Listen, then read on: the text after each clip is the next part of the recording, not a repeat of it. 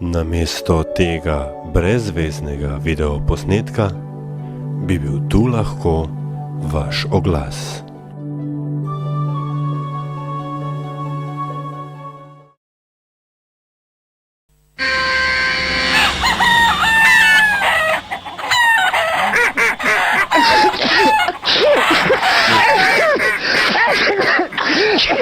Radio Chaos.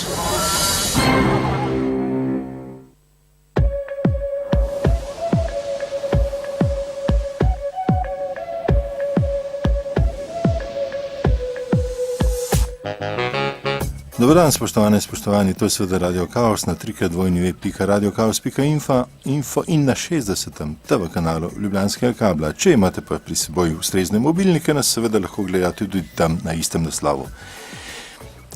Slovenske avtoceste, slovenske ceste, slovenski asfalti, slovenski cestni betoni, vreme na cestah in še marsikaj takega bi lahko bila vsakdanja tema pravzaprav z našim današnjim sogovornikom, gospodom Perkom. Dobar dan želim, Boris Perko. Dobar dan. Ampak da ste tokrat v našem studiu predsednik AMZS, Ja. Avtomoto zveze Slovenije, je en poseben, kako bi rekel, kar pozitiven razlog. Bolj pozitiven kot recimo tistih nekaj vsebin, ki si jih naštel, preden sem vas pozdravil v našem studiu. Varčna vožnja. Tako je. To je ena izmed osrednjih tem, ne samo naše zveze, je Evrope, je sveta in seveda mi se trudimo prispevati delček tega v tem globalnem svetu. Zato ste pripravili predstavitev za javnost, za novinarje, za seveda vse mimoidoče v Parku Zvezda, ravno kar poteka ta predstavitev. Gre za sistem, ki ste ga imenovali, če sem se prav zapomnil, mogoče komplicirano ali pa zelo podobno nekim drugim kraticam ESC, kar pomeni? Electronic Stability Control v angleškem jeziku, to pomeni neko napravo, pravzaprav zelo pomembno napravo, ki jih vgrajujejo proizvajalci vozil v najdražja vozila. Seveda po vseh študijah, ki so bili narejeni v Ameriki in pa v Avstraliji, delno tudi v Evropi, dokazuje te študije, da s tako napravo lahko zmanjšaš prometne nesreče oziroma smrtne nesreče za približno 30 do 35%. Torej tisti, ki ima to vgrajen, seveda je lahko mnogo bolj varen. Kam se ta reč vgradi in kaj kontrolira? To je vgrajeno v sam avto, sam ne vem natanko kje, vendar gre za pogon, da uravnava kolesje. Če se nenadoma pojavi ovira pred teboj, potem seveda skreneš sunkovito, recimo levo ali desno, in običajno, če te naprave ni, te začne vrteti okrog svoje osi in seveda se običajno konča zelo nesrečno. Če pa imaš to napravo, pa pomeni, da te uravnava in da mogoče dvakrat, trikrat zanihaš in potem si že spet v smeri vožnje. Neke vrste avionski giroskop. Ja, tako lepo, mogoče primerjava je posrečena in mislim, da je to, ki že nekaj časa obstoje pod različnimi sicer imeni, vendar na osnovi teh študij seveda so recimo v Združenih državah Amerike, ki so tradicionalno, bi rekel, ne daje toliko na človeška življenja, vendarle sprejeli zakon, da po letu 2012 vsa vozila bodo mogla biti opremljena s tako napravo. Ta naprava bo dostopna kje?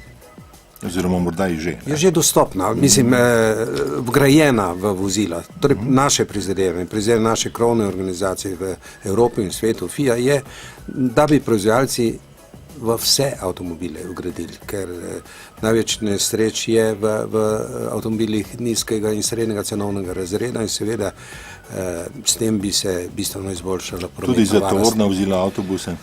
Zaenkrat je to samo za osebna vozila. Ja. To pomeni, da recimo vozila, ki bi imela vgrajena ali pa ki bodo imela vgrajena to ESC napravo, bodo deležna tudi kakšnih posebnih, bi rekel, razumevanj pri zavarovalnicah ali kaj v to smer? Torej, v to smer zagotovo bi lahko komercialne zavarovalnice šle in seveda sem prepričan, da bo najdle svoj interes tudi v tem. No, današnji dan ste v bistvu oblikovali na nek način varna in varčna vožnja.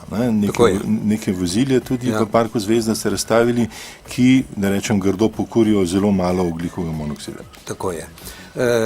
Torej, današnji dogodek v bistvu je namenjen predsedniškim kandidatom in novinarjem.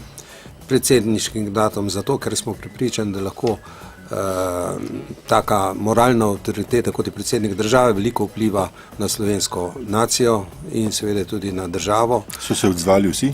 Vsi so se odzvali, razen gospoda Gasparija, ki se je opravičil, tako da smo zelo veseli in gre za neko vrsto tekmovanja.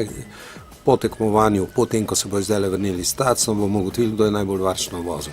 Aha, ste jih peljali na test, v bistvu, ja, na test varne in varčne vožnje, v bistvu. Na test varčne vožnje in na preizkus te naprave SC-ja.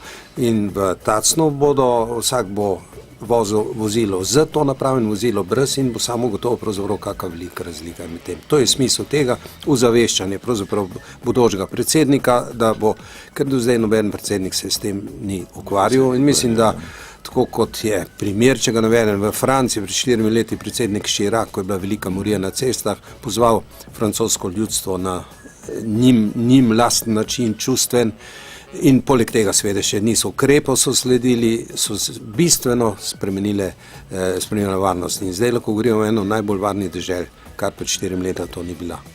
No, naše odlično bo imelo čez nekaj dni tudi priložnost to preizkusiti. Bomo videli, če je to res na mestu samem. Obela se nam seveda neko potovanje tjakaj. Ampak, če bi dodali še recimo pravi, dober asfalt zmešan s pravim peskom, nesreč ne bi smelo več biti. Ja, torej naša, bi rekel, trditev, ki jo vsi poznajo, je imeti varen avto, torej z 5 zvezdicami, imeti ceste, varnostnimi, imeti 5 zvezd z vidika varnosti v cestah, infrastrukturi in seveda imeti voznika z 5 zvezdicami. To je naš cilj in mi imamo program konkreten, lasten in ga delamo in samo mimogrede, mi zdaj investiramo 11 milijonov evrov, torej ena avtomotozveza, v poligon, ki bo do konca leta narejen in je že asfaltiran v Vranskem. Na Vranskem. Torej ta poligon pravzaprav je tisto, kar lahko vsi v živo vidijo, kako v resnici, kakšni vozniki v resnici so.